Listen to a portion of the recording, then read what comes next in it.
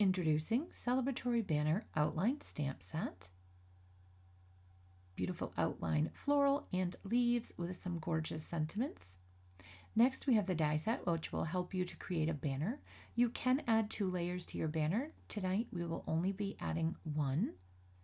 So we're starting with a piece of jade blended cardstock that has "We Are Proud," and we're adding a forest fern to the top of that banner piece. On top of that, we'll lay our almond butter stick. Then we will use our evening gray cardstock to have the hanging part of the banner. Then we have a decorative piece here in Morning Frost. Next, in rouge, we have little decorative pieces to the hanging. And finally, I'm going to add the little flower. Here's some inspiration from our fabulous designers. To find out more about Mini Delight Celebratory Banner and other available products, please visit us at altenew.com.